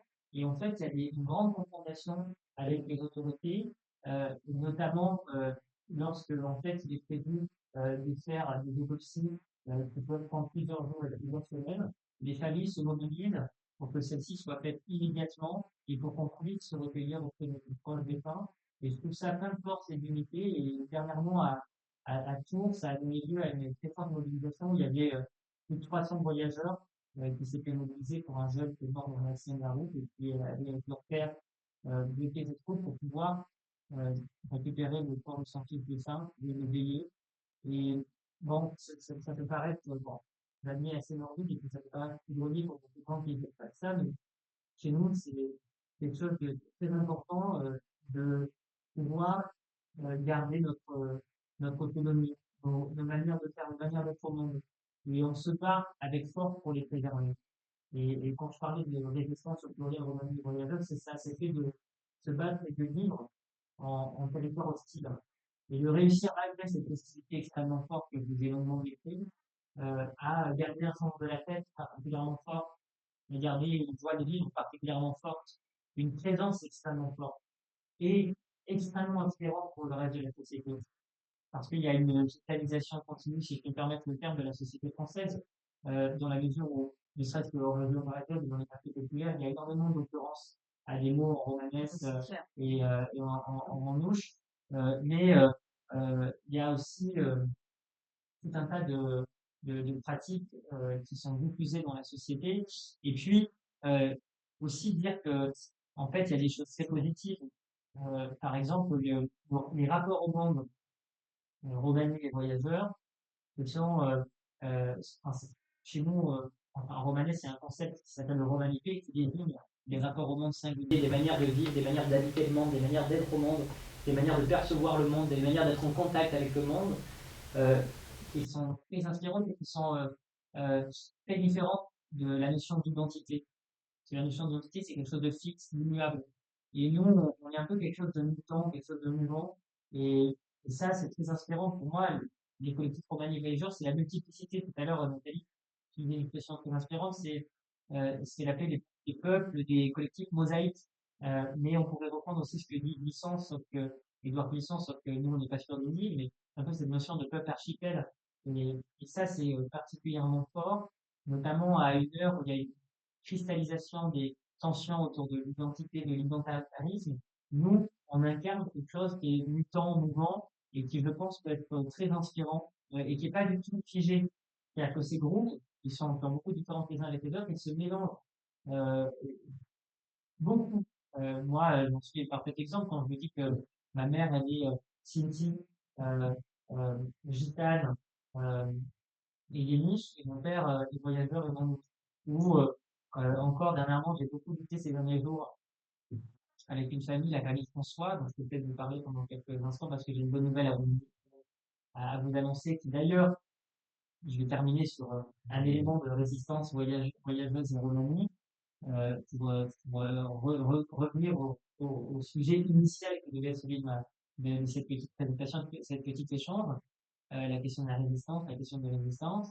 Enfin, désolé, vous avez remarqué, je digresse beaucoup. Mais juste avant de vous parler de cette histoire par laquelle je vais conclure avec très positive, dire que la famille François avec laquelle j'ai lutté, c'est une famille qui elle aussi incarne ce dynamisme, ce moment et ces mutations permanentes parce que Monsieur François, Monsieur David François, c'est un Yéniche, un voyageur en Yéniche, et sa femme, Marie-Lise, si je ne dis pas de bêtises, Taïpon, c'est une Hongroise, une grande Hongroise.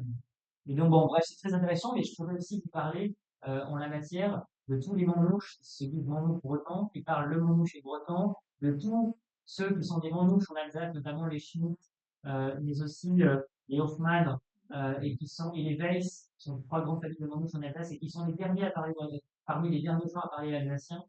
Ce qui est assez intéressant parce que, en fait, les collectifs romani voyageurs conservent des singularités extrêmement fortes qui ont, pour beaucoup d'entre elles, sont tombées dans des équipes et ont disparu. Bon, pour en revenir et finir sur la bonne nouvelle, ces dernières semaines, il y a eu une lutte très forte de la famille François, de la famille François Delpone, à Deuil-la-Barre, une ville de 95, dans un secteur particulièrement bourgeois. Et à Deuil-la-Barre, il y a jamais eu de voyageurs. Et en 2014, il y a une famille de voyageurs qui a décidé d'acheter un terrain, comme quiconque aussi voudrait acheter un terrain. Et il s'avère que quand les voyageurs veulent acheter un terrain, généralement, les municipalités font triompher les terrains lorsqu'il y a des promesses d'acquisition des terrains, de vente des terrains qui sont formulées devant les ministères et que les services urbanistiques des municipalités reçoivent ces dernières. Ils font triompher les terrains pour essayer d'avoir des voyageurs sur leur commune lorsque les noms sont un peu trop connotés et trop identifiés. Mais là, il faut dire que, eh bien, l'acquéreur du terrain, il s'appelait François. Et c'est difficile de faire plus français que ça. Et donc, à Mairie, dans un premier temps, il n'y a eu que du feu. Et donc, la famille a pu s'installer. Mais très vite, faut que j'arrête parce que la voix commence à s'étouffer. Mais, et donc, très vite, ils se sont aperçus qu'il s'agissait de voyageurs. Et donc, qu'est-ce qui s'est passé? Eh bien, il y a eu un harcèlement, un acharnement extrêmement violent de ces gens, contre les familles dont il y a parmi elles des enfants en bas âge. En 2014, alors que la famille revenait de quelques temps passés sur le voyage, eh bien, il y a un adjoint en mer avec des riverains, une sorte de milice improvisée, qui a pénétré par effraction sur leur terrain en cassant le cadenas. Il s'avère que cet adjoint au maire s'appelle Monsieur Slimantir et par ailleurs un policier. Ils sont rentrés sur le terrain, ils ont cassé les cabanons, enfin les affaires qu'ils trouvaient dans les cabanons de stockage de la famille. Et sous prétexte, ils ont justifié ça ainsi pour la famille en disant qu'ils avaient peur qu'il y ait des migrants qui s'installent sur le terrain.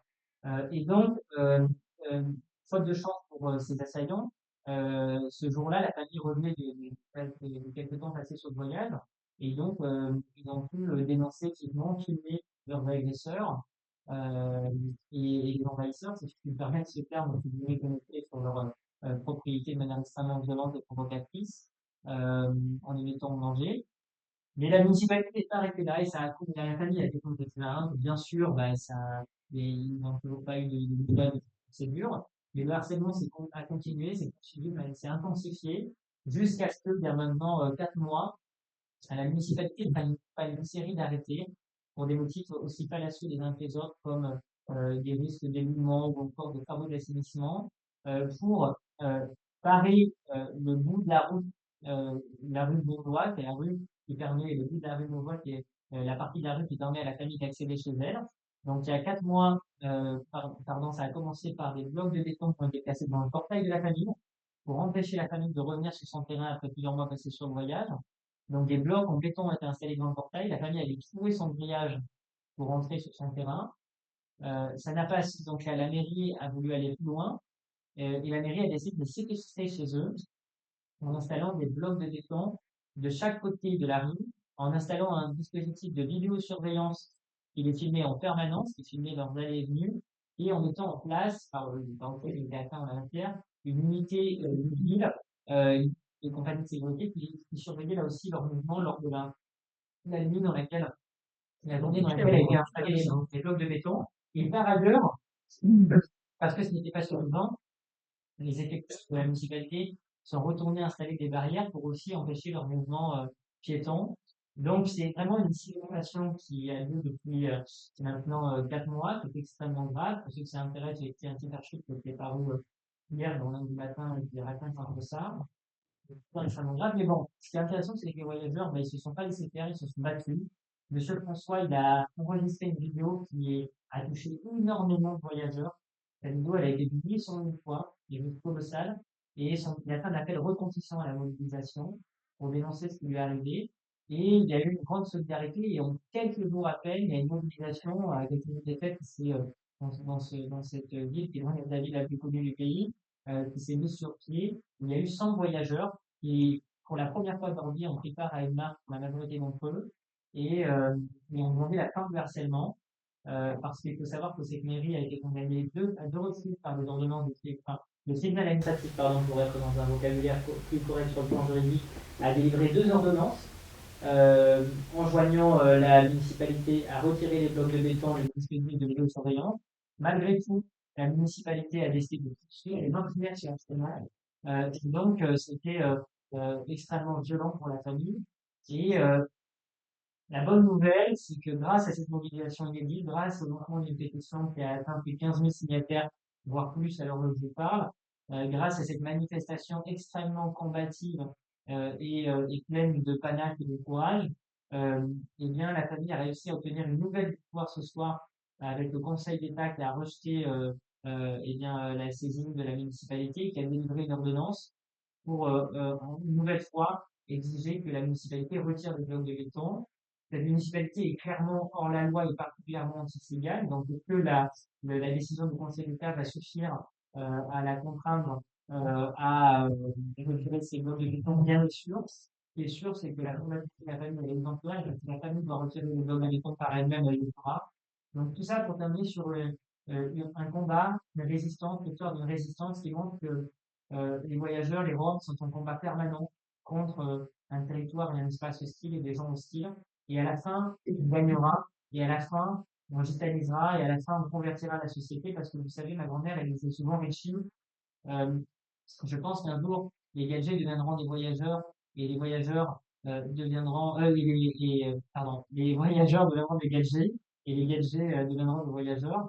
Et j'aimerais lui dire à ma grand-mère que j'aime tant, qui l'a tant inspiré, je suis pas d'accord, et du moins je vais faire en sorte de te donner tort sur le fait que les voyageurs deviendront des gadgets parce qu'on va tout faire pour résister à cette gadgetification, si je puis le dire ainsi, bien que ce soit pas facile. Mais par contre, là où je te donne raison, à toi, ma grand-mère, si tu m'écoutes de là où tu es, c'est que nous allons effectivement faire devenir les gadgets de voyageurs et ça devrait commencer pour certains d'entre eux à qui on est particulièrement attaché, parce que la seule manière de combattre le racisme efficacement, c'est d'anéantir les piliers sur lesquels il repose, les notions d'État-nation, d'identité qui le forgent, qui le nourrissent et qui l'alimentent, et de les remplacer par des notions, par des manières de vivre qui viennent de chez nous.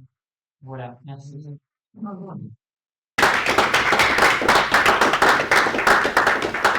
voudrais juste rajouter quelque chose. C'est que ma tante, j'ai recueilli le témoignage de ma tante quand elle est sortie du grand enseignement de Charteau, elle m'a dit j'avais juste une idée de vivre caché. Elle a 87 ans aujourd'hui. Ma génération à moi, je vais j'ai 58 ans, je m'associe comme un caméléon, c'est-à-dire que sur mon lieu de travail, on ne sait pas qui je suis, dans ma vie privée, on sait bien qui je suis sur ma famille. Et ce qui me rend fière aujourd'hui, c'est que des gamins comme ça, ils sortent de l'ombre. Et ça, c'est beau. Voilà.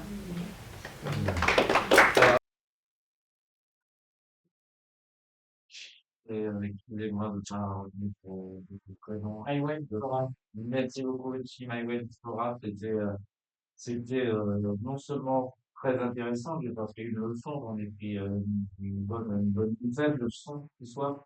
Alors c'était peut-être avec l'horaire, à un moment donné, à cause de toi. Et c'était grâce à toi. Euh, alors toi, Richie, il y a plusieurs reprises, je pourrais parler.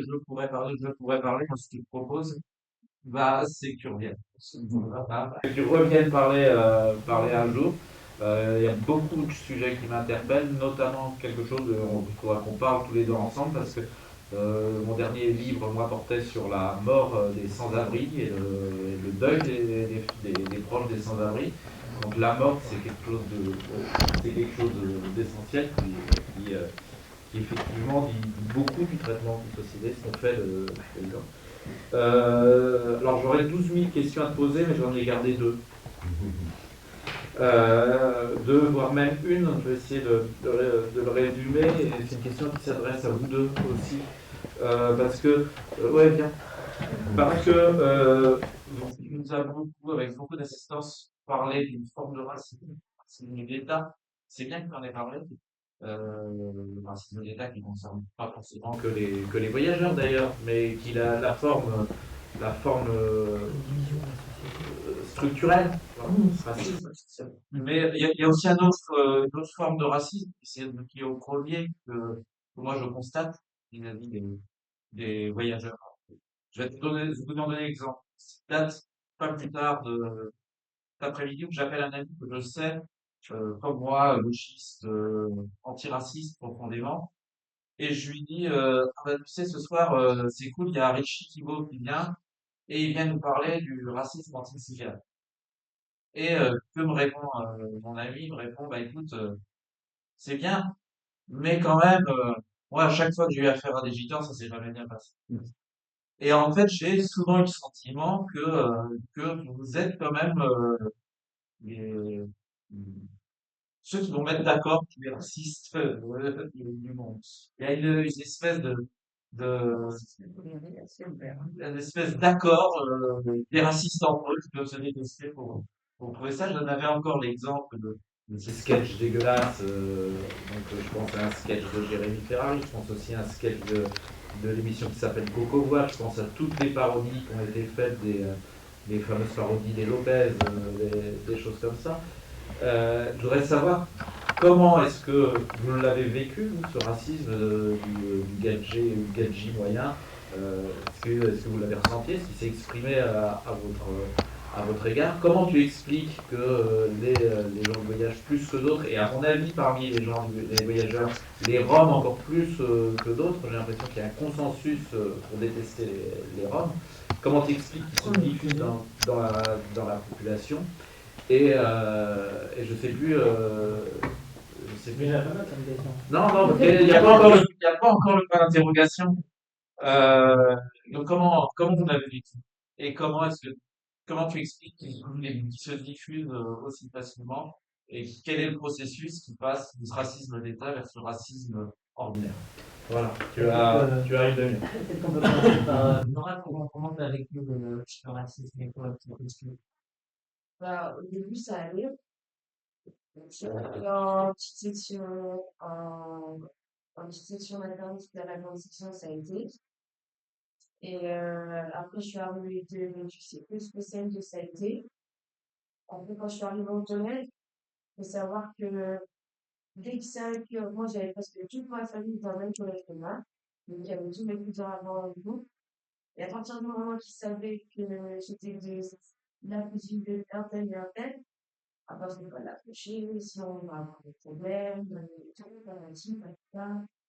Et moi, en fait, c'est même, c'est pareil, c'est les profs, ben, de base, les gens, ça arrive à l'école, de base, vous allez pas à l'école du tout, de base, quand tu veux pas l'école scolaire, bah, tiens, bah, prends une feuille pour prendre la place, je m'en fous, voilà. Après, c'était, en fait, moi, personnellement, je n'aimais pas beaucoup l'école, mais j'ai aimé faire avant, j'ai c'était obligatoire jusqu'à 16 ans.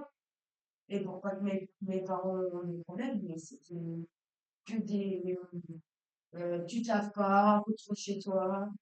C'est vrai que les gitans, ça se lave pas. C'est vrai que vous avez quitté une maison, avec des roulettes. Enfin, personnellement, moi, je suis sédentarisée depuis plus de 21 ans.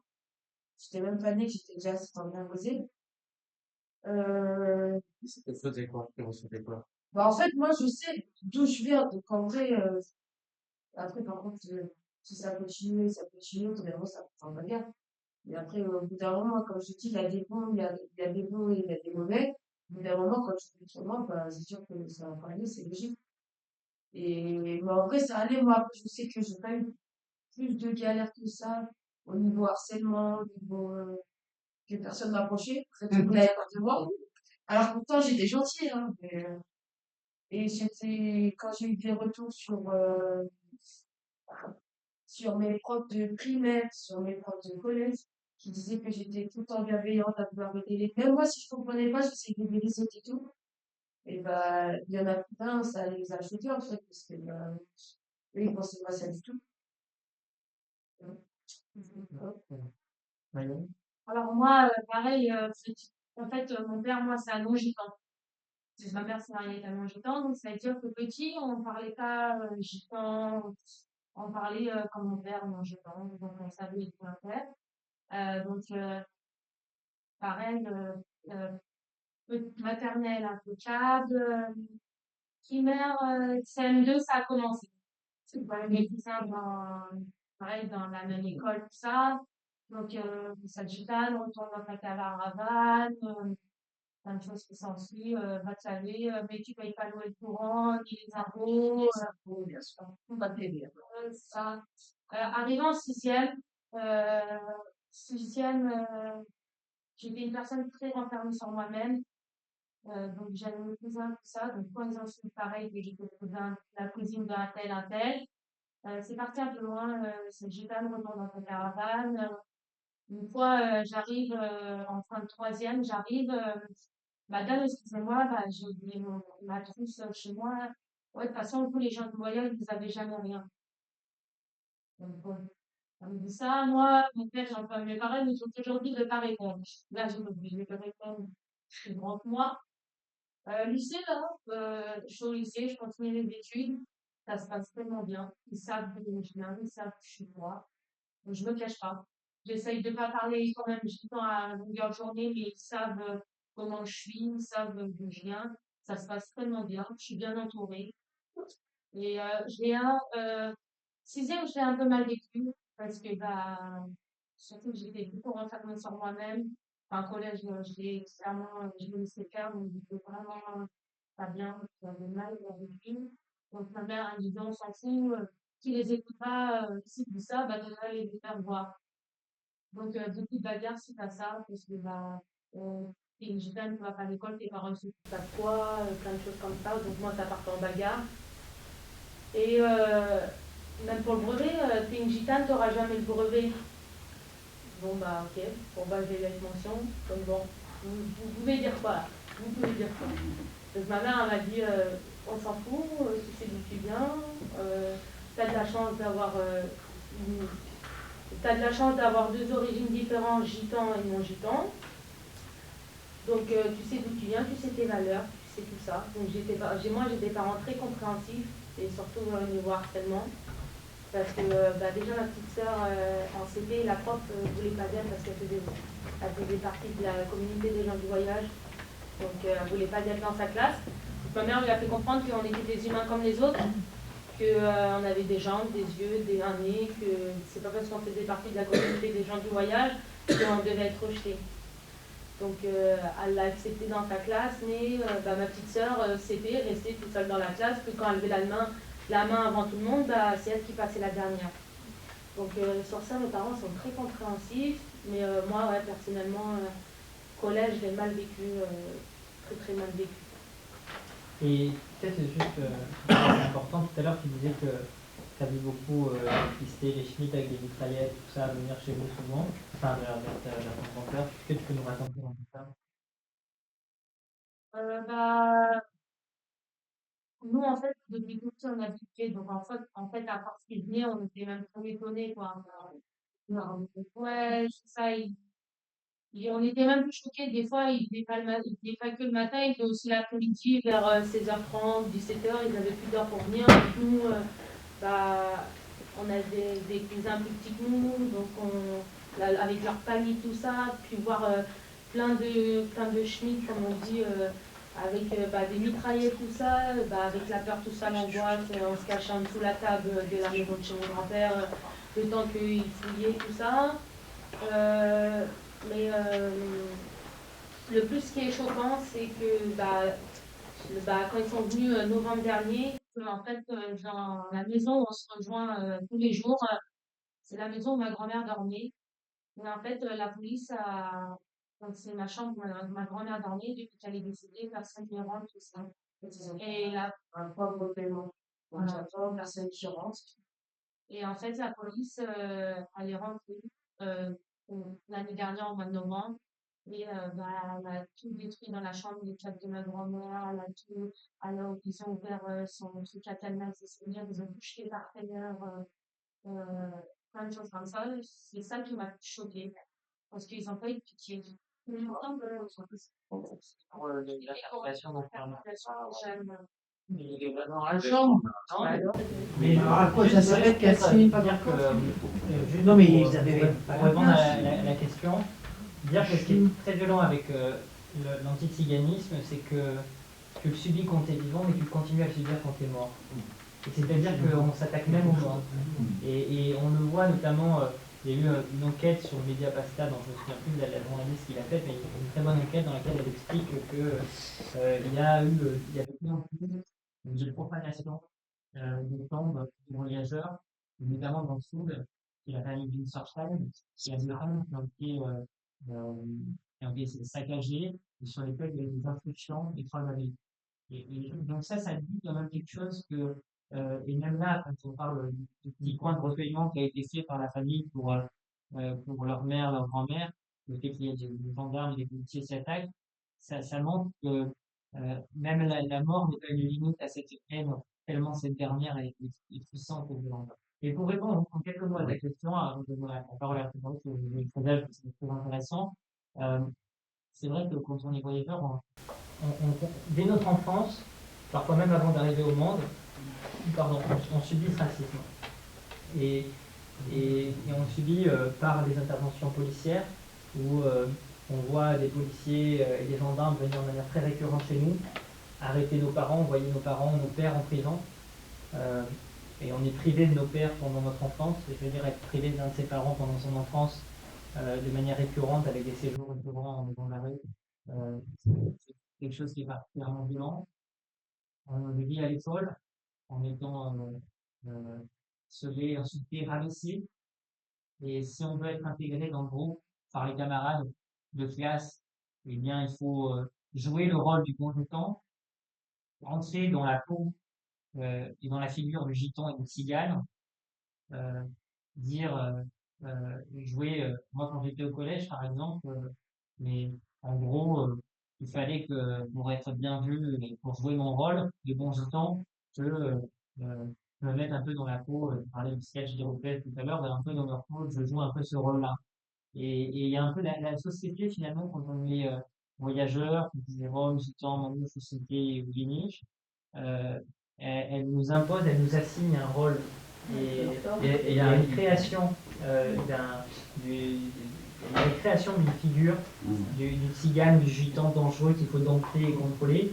Et juste pour finir de répondre à cette question, c'est un vrai continuum, quoi. Dès l'enfance, il y a les insultes, les moqueries de la famille, etc. Mais il y a aussi le fait que ton père, par exemple, ou tes parents, t'apprennent pas à parler leur langue natale. Moi, mon père parle couramment et brillamment le manouche, et pourtant j'en suis pas un locuteur. Pourquoi? Parce qu'il n'a pas voulu me l'apprendre, et des fois je lui en veux beaucoup, même si je sais que c'est pas lui, je devrais lui en vouloir, parce qu'il s'est dit, et des fois quand je lui demande, il me dit que c'est pour ça, que j'allais être mal vu par les gadgets dans la société, par lui en monde.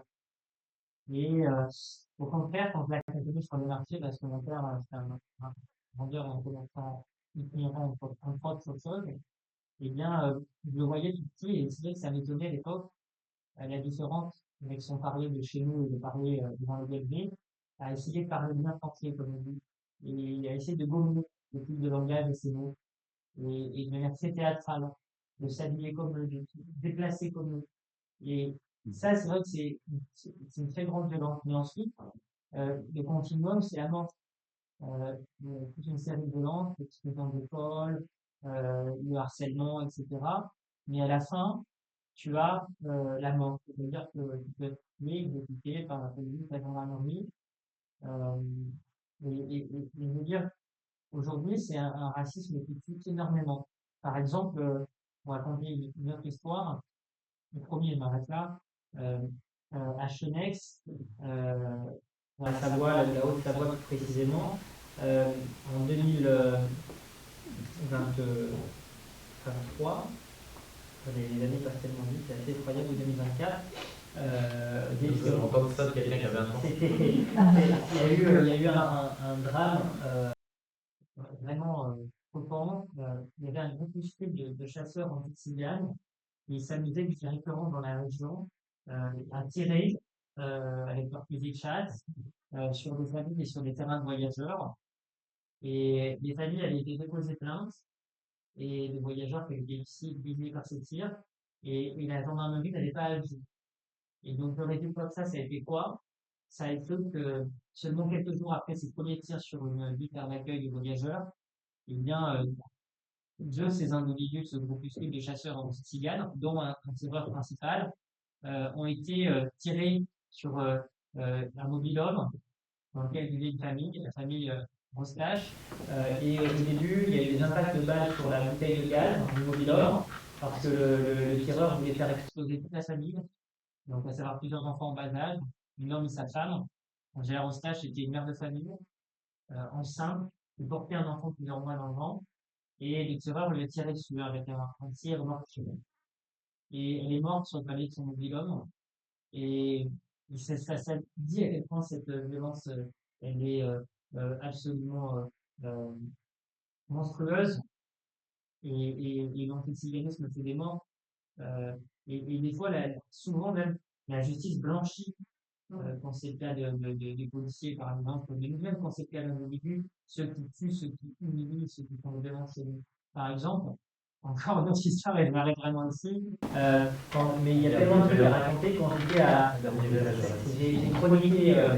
J'ai chroniqué au printemps dernier, enfin il y a quelques mois, un procès à Villeron, toujours dans le 95, si je ne dis pas de bêtises, qui avait lieu dans le tribunal de là-bas, et c'était le procès des assaillants, et notamment du maire de la commune de Villeron, qui avait constitué une milice de 200 personnes, dont un des policiers était le déclarant de cette marche, de cette milice, et les gendarmes étaient membres, les gendarmes qui encadraient ces dernières étaient membres du groupe WhatsApp des miliciens, c'est ce que les appelés ainsi des assaillants.